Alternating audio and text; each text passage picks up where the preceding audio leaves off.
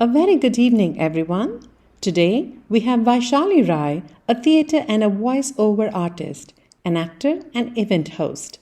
She will be the anchor for this program, asking the right questions to the health experts. Let's welcome Vaishali Rai, anchor Wellness A Wednesday. very good evening, everyone. Namaste and Mabuhay. Welcome to another episode of Wellness Wednesday by Ivy. Ivy, a not for profit organization, provides a platform dedicated to women in enterprise in the Philippines. It aims to empower the entrepreneurial and professional spirit to its highest potential. For one to achieve their full potential, well, health is important. The Wellness Wednesday episodes are brought to you as a part of our India Philippines Friendship Initiative.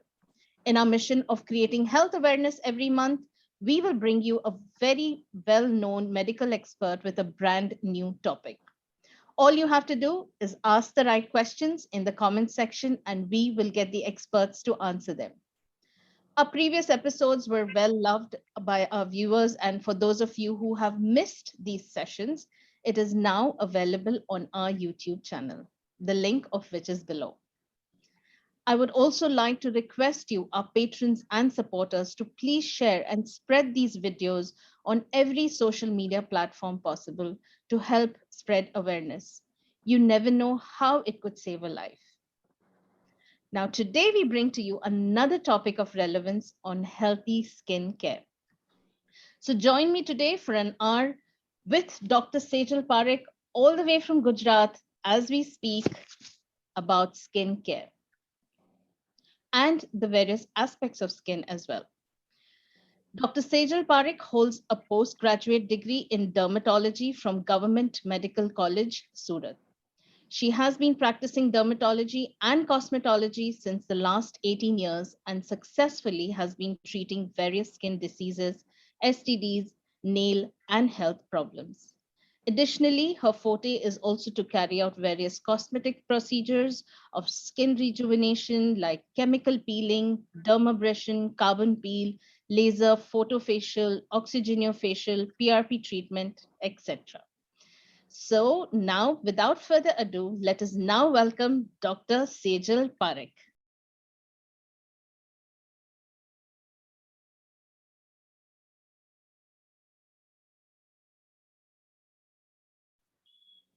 Dr. Sejal, hearty welcome to Ivy's Wellness Wednesday. Kem cho, majama? Oh, Majama, thank you so much for inviting me. Thank you. Thank you for coming here and agreeing to share your knowledge with us on the body's largest and apparently the most complicated organ, which is our skin, right? So, friends, the skin is unique in many ways. It demands so much attention and concern in both states of disease and general health.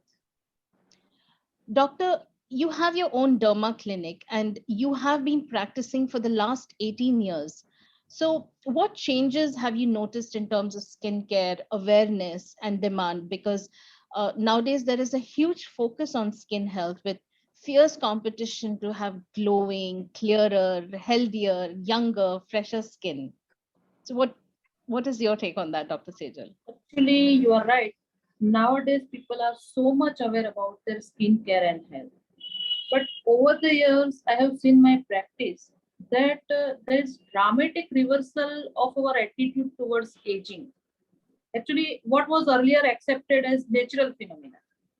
So, but now it is no longer accepted. Every age group people wants to look means fresh and wants to clear their wrinkles, their fine lines, wants to delay their aging, Yeah. and for that they care about the diet and stress management and sleep habits. That is good, okay, but somehow I have seen that unrealistic expectations of people are also increased.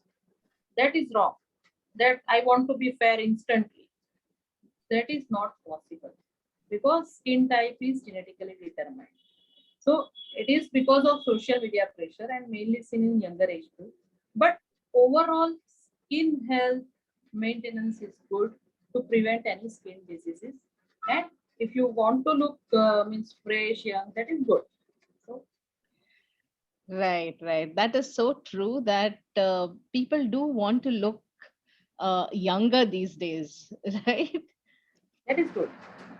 So, friends, I'm sure many of you do take care of your skin and follow a certain skincare regime religiously. But many of us, like me, take our skin for granted and don't pay much attention to it. And I am so glad that we have with us on board Dr. Sejal Parekh, a senior skin specialist who runs her own clinic in Surat. She will be throwing more light on this complicated organ that we call skin. We have gathered today's questions from Ivy's members and our communities. For those of you who are watching this live, if you have a question, do send them here on the live chat below. We will try to accommodate as many questions as possible. And if we are unable to answer them during the program, we will get back to you later. We are prioritizing the questions that were received earlier. So, without further ado, let us begin with our question and answer segment. Dr. Sejal, our first question for today that has come in is, what are the different types of skin and how would one know their skin type? Uh, Broadly, there are 5 types of skin. That is normal skin, oily skin, dry skin, combination skin, and sensitive skin. So if you have smooth, translucent texture, then you have normal skin. If your skin is dry, then there is rough texture. Your skin is oily, then there is shiny, greasy look. Okay.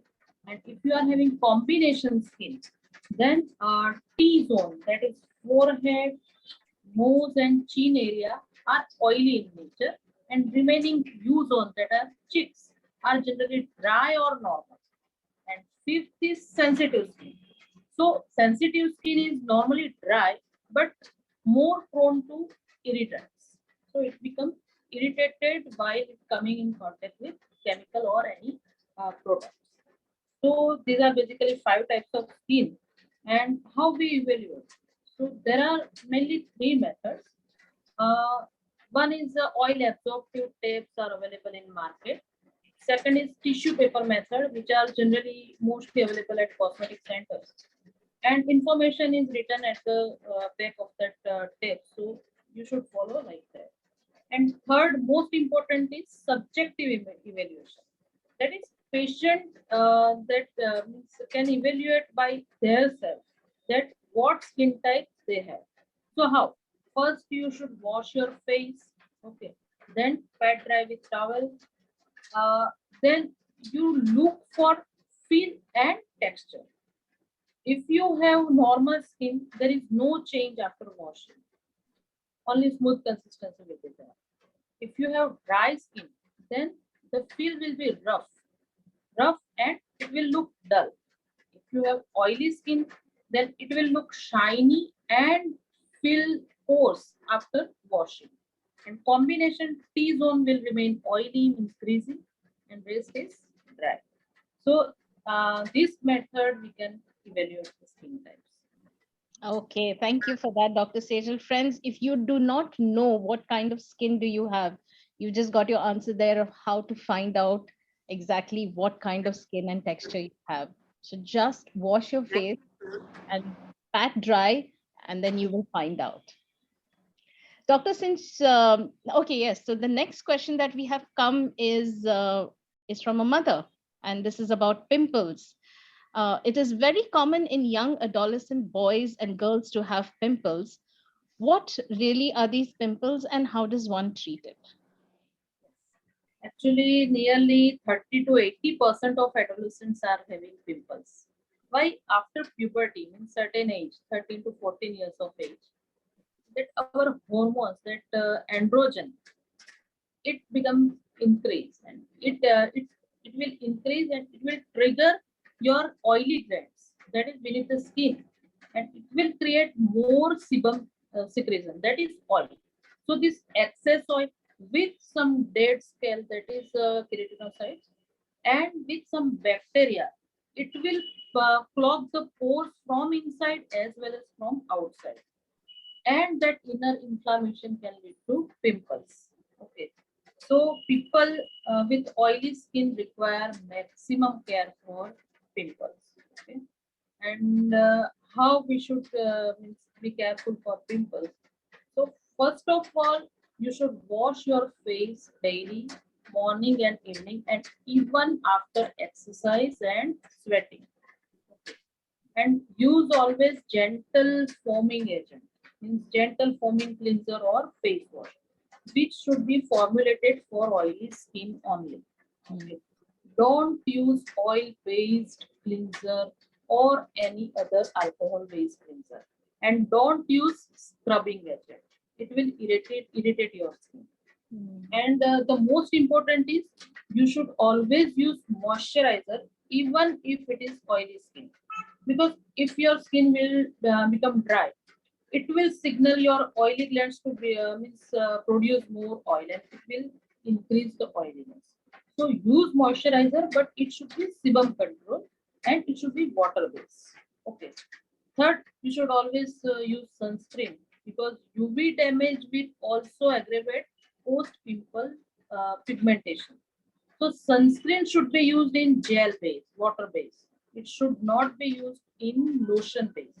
Otherwise, it will aggravate your pimples. These are application, but you have to take care of your diet. That is most important. You should have low carb diet. Means less sweet and maida and less deep fried products. And you should have good sleep for hormonal control.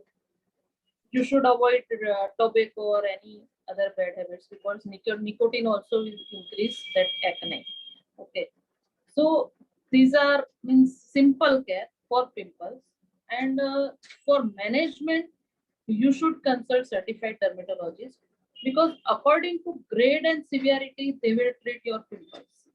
So there are so many treatments, topical treatment, oral tablets, then chemical peeling and laser. But dermatologists will evaluate this. True, true. Thank you, Dr. Sejal. So, mothers out there, take care of those boys of yours. Make them wash their face. Use an oil-based. Uh, use a face wash that is basically for oily skin, and let them use a sunscreen. Don't forget that. And face wash is a must. After every um, game that they play, they come back home from school, anything, remember that they need to wash their face. Yeah. Uh, Doctor, I have a question that is coming from a lady who says that sometimes in mid 30s and 40s, mid 30s and 40s, especially, women get an outbreak of pimples. Why does that happen, and how should one go about taking care? I think it's very similar to what you answered before, but probably it's the hormonal imbalance. Yeah, hormonal imbalance, or with postmenopausal woman, there is slow or down of exfoliation process. So dead cell will accumulate, and hydration is less. Mostly dehydrated skin is more. So collagen tissue is more dressing. Yeah, because of it, it will enlarge pores and it will clog and create pimples. In some cases, the women are on antidepressive pills like lithium or any other chemotherapeutic agent. It will also aggravate the pimples. So the care and treatment is basically same. Okay, so but the care and treatment is the same, right? Right. Okay, so the next question is about dry skin. Can you please let us know what are common skin problems that people face with who have dry skin? Uh, Dry skin people are having so much problems. Most common is eczema, then some contact dermatitis, then fishy scaling like that. That is genetically determined, but people with dry skin can have that ichthyosis or different type of eczema, and they are more prone to infection, because dry skin always lacks that barrier repair, and so infection can easily be converted for dry skin. So dry skin people also require maximum care, because also they are more prone to wrinkles. So early aging is possible in patient having dry skin. Okay, so people with dry skin, you have to take care of that, right? Uh, yeah. So how can you guide us on how to take care of dry skin? Uh, Dry skin requires, as I mentioned, a maximum care, and you should limit your shower time to 5 to 10 minutes only, and use warm water rather than hot water, and always use gentle cleanser, which is available in market, but it should be formulated for dry skin only. And use moisturizer immediately after bathing, again in night time. Okay. Use sunscreen but lotion first. Okay. And hydrate your skin. So drink plenty of water. Most important is diet. For dry skin, it requires lots of vitamin E, omega-3 fatty acid type substance.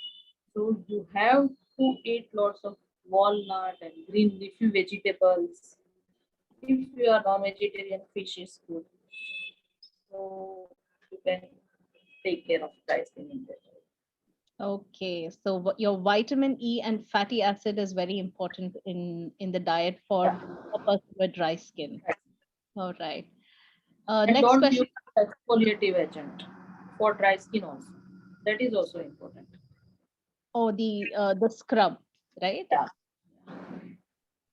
Okay, so doctor, these days it is very common to have or to break out into skin allergies. And what are its causes? Many of us pop in a self-prescribed antihistamine like cetirizine. So how safe is it, or how right is it to do something like that? Skin allergy is very broad term actually. There are so many types of skin allergy. The commonest is hives. Means you notice that red bumps are all over the body, developed all over the body. And other skin allergy can be some contact dermatitis or various eczema. Uh, Vascular reactions means it involves blood vessels.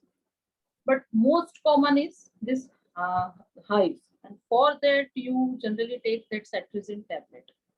If you don't have any tablet at home and your clinic is far, then you can take cetirizine, levocetirizine, or Allegra tablet. But you should consult your dermatologist as soon as possible because there are so many causes, and most common are food, food additives, food preservatives, then pollens means aeroallergens, then even contact with water. Sometimes it happens due to swimming, okay, post swimming urticaria. Alcohol is the main one of the main reason, actually. And many drugs can cause urticaria. So you have to means consult with dermatologist on that because there are so many treatment according to the types, according to the laboratory evaluation. Okay, all right. So people out there with skin allergies, please make sure that you consult a dermatologist to find out exactly what is causing that allergy. You can pop in an antihistamine, but please do not forget to go and visit your doctor, right? Doctor, what is psoriasis, and is it curable? What is the treatment? Psoriasis is basically autoimmune disease and genetically determined. So it is not curative, but it can be manageable. Psoriasis can be manageable. Uh, First of all, consult dermatologist because there are so many treatment like cream, then light therapy, then oral medication. Nowadays, newer biological agents are there, which is very much helpful in psoriasis management. But we can take care at home at least. So the disease itself, it's a dry skin disorder. So first of all, always use moisturizer, even if you have remission period. Okay. Second, you should go for yoga or meditation for stress management, as stress can aggravate psoriasis. Third, you should take diet plenty of vitamin E and fatty acid. Okay, and don't scratch at all because scratching can aggravate the psoriasis. These are some points we can at least take care of. Otherwise, you have to go to dermatologist because the treatment is different and patients' expectations are also different. Okay. But it is not contagious disease. It can run in family, but it is not contagious. So reassure the patient for that. It is very important. So psoriasis is not curable, but it is manageable and it is a dry skin disorder. And stress management will help as well, right? For this? Okay. So doctor, do talk to us more about the medical condition vitiligo. Did I pronounce it correctly? Yeah, vitiligo. Yes. And what are its causes, treatment? Is it heredity? Vitiligo is also hereditary disorder, and it is also associated with some autoimmune disorder like thyroid, diabetes, rheumatoid arthritis. So immune alteration is there, but it is generally genetically determined disease. Okay, but sometimes trauma or herpes zoster like infection, it can develop in vitiligo for in the person who is genetically predisposed. Vitiligo again is not contagious. It is only change in color. Actually, due to immune alteration, there is destruction of melanocyte, that is melanin pigment, which imparts color to the skin. But it is not contagious at all. So reassure the patient. Only cosmetic disfigurement is there. And there are also so many treatments like topical, some immunomodulators are there. Then that light therapy is there. And nowadays surgical management is very much giving good result. So there are so many treatment and it is curable. And some myths are there that drinking milk after with some food will increase vitiligo. We have not seen that in our practice. And second myth is taking citrus fruit will increase vitiligo. But citrus fruit contains vitamin C, and we have seen that in most of the patient, vitamin C is most important in lowering pigmenting vitiligo because it is an antioxidant. So these are myths. It is not caused by microorganisms. It is only change of color. So reassure the patient. This is very, very, very important. It should not be stigma. Actually, it is considered as a social stigma, and it can affect one very badly Yeah, mentally, right? yeah. For the But patient, it it can should be not very be. bad. Yeah. Because I remember when I was growing up, and I had a friend, and she found it really very difficult because people thought it was it can spread, and she should be she you can't play with her. So I used to really feel bad, and I always wondered what really this disease is about. But Not at all.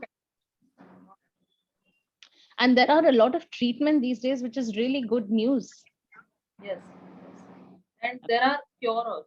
Actually, it is curable disease, but depending upon the severity, sometimes generalized, so it is difficult. But for stable focal vitiligo, treatment is possible.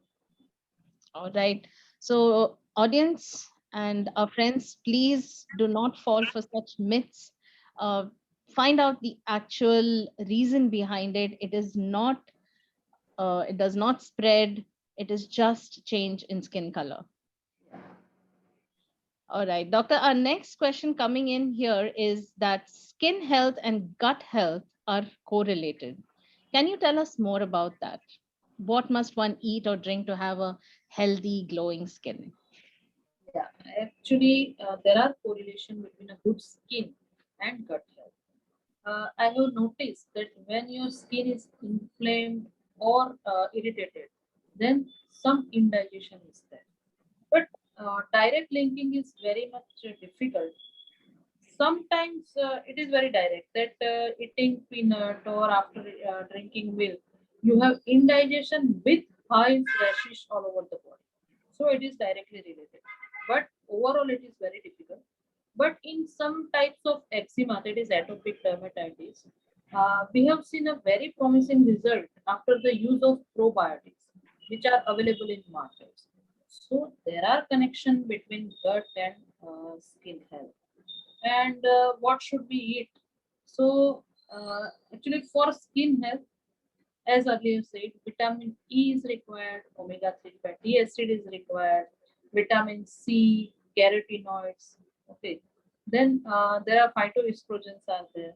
So what should we can get in walnut?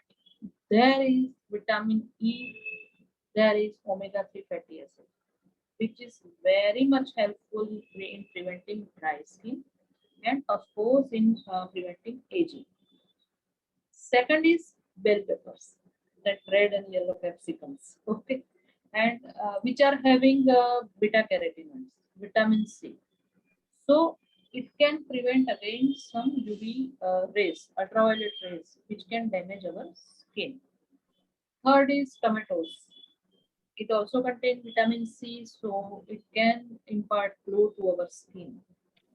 Then soya bean. Soybean is very much helpful. Actually, it is having phytoestrogen, so it is having some anti-aging effect. And most important is broccoli. Broccoli is having vitamin A, zinc, vitamin E, so it is very much important in glowing fresh skin. And it is also having some agent, so we can means you we use it and it can prevent some carcinoma also, so it is very much helpful. Then green tea is also there, so caffeine found in green tea is having antioxidant property, so it is also helpful in anti-aging effect. Some other are also there, that like that black grapes that are having vitamin C, avocado, then that fish if you are with non-vegetarian. These all are good for healthy skin. Okay. That was really nice, Dr. Sejal. Thank you so much for telling us that. So for skin, do include walnut, bell peppers, red and yellow, tomatoes, soybeans, broccoli is very important in your diet, and green tea. And for those of you who eat non-vegetarian, don't forget your fish. Okay, doctor. So we have a question that has come in um, on what is the role of genes in skin type and skin health? Actually, our skin is also made up of some genes. Genes are basically DNA, which signals our skin cells or any cells to make proteins. Skins are having collagen, by which we can have tensile strength. Okay, so we can have tightness. So that is also a protein. Then melanin, that is most important in skin color. So skin color and skin type both are genetically determined. But some genetic diseases of skins are also there. But it is not only genetic. There are genetic plus environmental factors are there, which can cause mutation to gene and can cause skin cancers or any other diseases. There are so many diseases which are genetically determined. And, first is skin cancer, then neurofibromatosis, then other ichthyosis. So it is genetically linked. It is genetically linked. Okay. Genetically. All right. Now we have a lady asking us if about laser skin treatment. So nowadays laser skin treatment is becoming very popular. What is this treatment? Is it harmful or is it recommended? Uh, Lasers are having very good impact on skin, but for laser treatment, proper selection should be there, because there are so many unrealistic expectations about laser.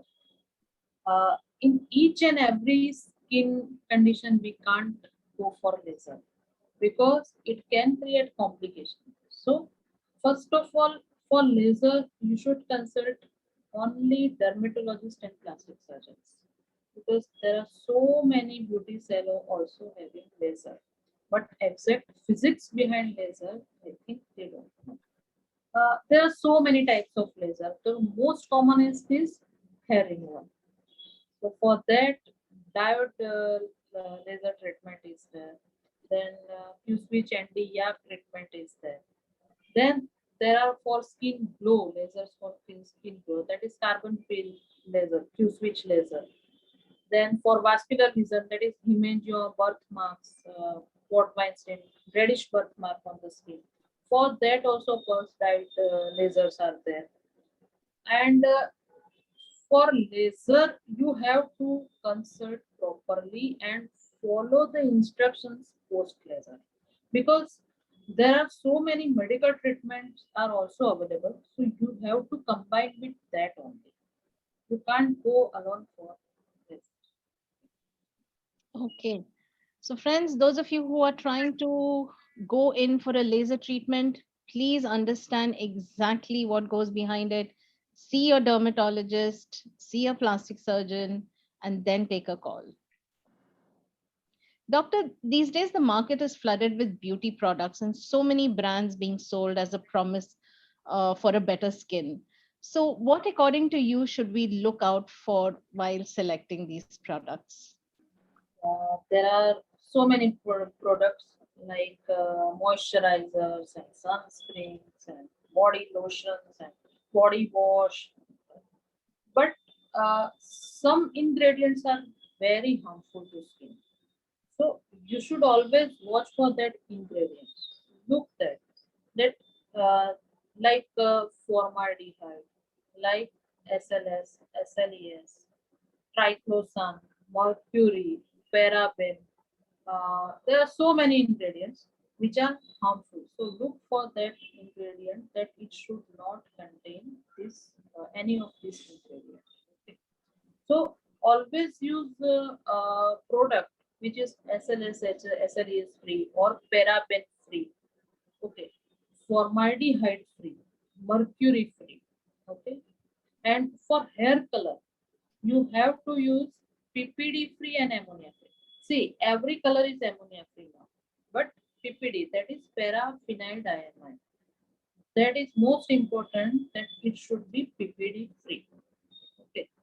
So, and people with sensitive skin should not use chemical sunscreen. They should use physical sunscreen. So, and the moisturizer, obviously, sebum control for oily skin and gentle moisturizer for normal skin, which should be at least good for it. Okay. Viewers, please be watchful for these harmful ingredients when you're selecting your beauty products, not only for your skin, but also for your hair. Okay. What is your take on various brands that are selling beauty products like anti-aging, wrinkle-free, facial glow, etc.? There are so many products for glow, especially. They contain that glutathione and kojic acid and glycolic acid, and nowadays AHA, BHA preparation is there. But formulation should be proper. Otherwise, it can lead to comedones. Comedones means first grade of acne. So it should be actually used by certified dermatologist only. That product should be of pharma company, not cosmetic, because the formulation, exact formulation can be disturbed and it can lead to some irritation and comedones to your skin. And the most important, nowadays people are using that hydroquinone preparation for fairness. So it can lead to ochronosis, means one type of pigmentary disorder. So don't use by your own or by prescribed by any beautician or any other medical store. So you should consult dermatologist for that, and don't use steroid preparation. Steroid preparation can give you instant glow, but it can thin your skin, and your skin will be atrophied, means dry and thin. and it will promote premature aging. So don't use any steroidal preparations. These are very, very, very common. Okay, thank you. Friends, I hope you've taken a note of that. Doctor, just going back to sunscreen lotion, what is physical and chemical sunscreen lotion? Actually, sunscreen lotions are physical, chemical, and physical, which means block the UVB and UVA rays both, but they contain zinc oxide, titanium oxide. They don't use any chemical preparation like oxidants. There are many ingredients, uh, but most important is SPF. So you have to see SPF rather than any other ingredients. Okay, and physical sunscreen should be used in children. Okay, and with sensitive skin. And chemical sunscreen can be used in any normal to means oily skin individual. Okay, but for children, don't use chemical sunscreen as it can means irritate your skin and it is not advisable at all. Okay. So, doctor, what is SPF in a sunscreen lotion? The number that we see. What exactly is it? SPF is basically sun protection factor. It is the measure of how much solar means ultraviolet A, ultraviolet B rays is required to produce sunburn in protected skin, protected with sunscreen relative to unprotected skin. So it is basically a measure of how well your sunscreen can protect from sun rays. Okay. So if SPF will increase, your sun protection will obviously increase. But uh, there it is depend on the skin phototypes. There are phototypes means first to three phototypes like fair skin individual or white skin individual in which their skin can easily burn but tan minimally. Okay. So they have to use higher SPF, means more than 40 SPF. But skin type 3 to 6 means like our Indian skin type. Okay, medium to brown complexion. Their skin can burn minimally, but tan easily. So they can use sun means SPF below even 25 means more than 15 they can use, but there is no need to go higher SPF for Indian skin having brown to means dark complexion. Okay, so that was very useful, doctor. Thank you. In fact, the next question that was there, and I think you've almost answered it, is what SPF number is suitable or recommended? And as you said, yeah, 15 to 30 should be good enough for an Indian or a brown skin. 30 okay, more than 30 you can go with that. For darker skin, 15 to 25 is okay. Okay.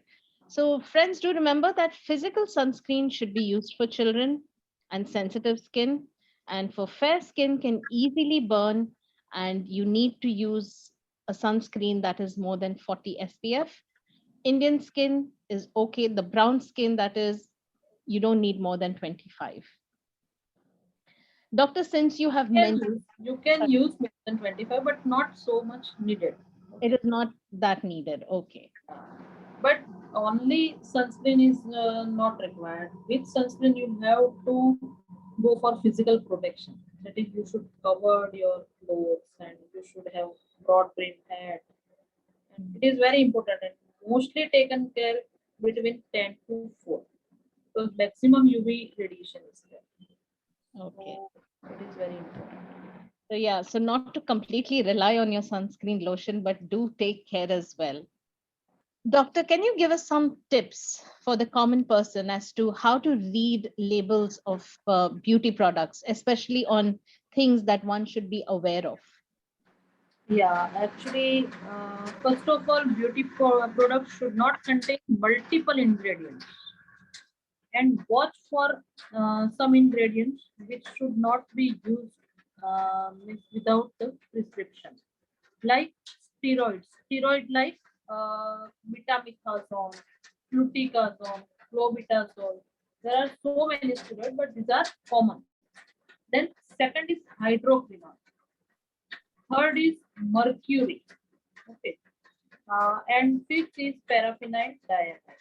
So the product should not contain that steroid, mercury, and hydroquinone, but PPD free means paraphenol diamine free product should be there for hair. Okay. There Thank are other ingredients also which we should be looked for, like formaldehyde. Product should be formaldehyde free Okay. and mercury free. Okay. Most of the whitening products, whitening soaps are having mercury. So watch for that. It should not be used. Okay. You can use kojic acid soap or any other means moisturizing soap, but don't go for mercury containing soap. Got that. Friends, I hope you have taken a note of that. Please make sure that you read the label before you buy any kind of beauty products. Stay away from steroids and mercury and paraphenyl diamine and the various other harmful products that Doctor just mentioned. Doctor, since you have mentioned that none of the skincare products are completely chemical free, you did say that. So, can you talk about home remedies and regimes that one can follow for a healthy skin?